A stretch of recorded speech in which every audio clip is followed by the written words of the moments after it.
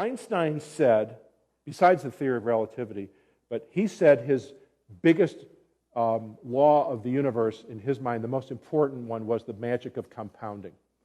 And I wish all of our kids would learn this when they open their IRA when they're 24 years old, or when they get their first job, maybe when they're 34 years old. But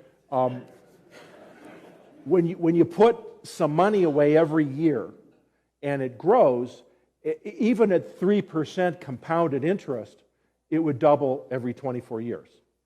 And at 10% compounded interest, it would double every 7 years.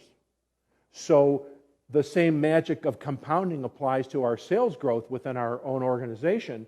If our company is growing at a compounded annual growth rate of 3% a year, and looking back at those three elements I just described, one of which is growth of the economy. It's about 2 to 3% right now, depending on which day you read the Wall Street Journal. And you've got that. You've got price increases, which in many of our lines of trade is only 1 or 2% this year. The rest of the growth we're going to get has got to come from our competitors, or we're only going to grow around 3%. And if we only grow at 3% compounded every year, it'll take us 24 years to double the size of our company. And if we want to create exciting opportunities for our millennial employees, we're going to have to grow it faster than the 3% compounded growth rate. If we're going to help our vendors meet their sales goals within their own companies, we have to grow it faster than 3%, or they're going to find more distributors to deal with. And the same thing applies to our customers.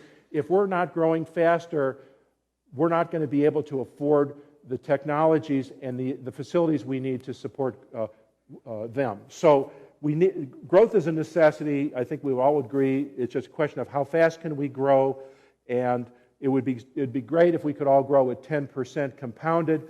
But if we feel that we're really only able to grow at 3% or 5% compounded, and we want to jumpstart our growth, one of our options is to become a serial acquirer and acquire small businesses to bolt onto our company each year in a sort of a systematic way to jumpstart our growth and keep our compounded annual growth rate ahead of the curve by gaining market share through making acquisitions, a series of small acquisitions as opposed to a huge transformational acquisition, which it can be great, but of course it can also be bad because you're taking a huge amount of risk when you do that.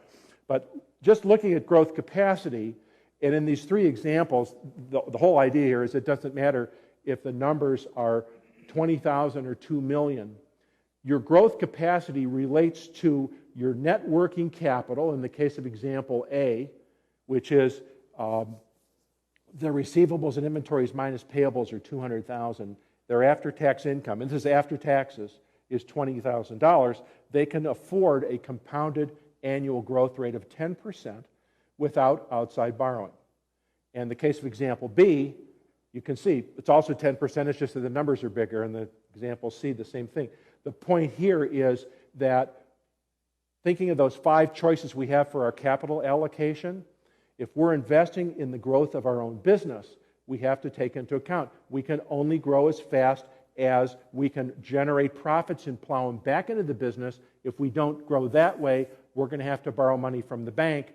We don't want to borrow money from the bank from a net working capital standpoint to finance the long-term growth of our business. So it's a question then of you want to eat well, you want to grow your business. You also want to sleep well so that you are well prepared to handle even temporary setbacks in business conditions, such as 2008, 2009, which was very difficult for a lot of distributors.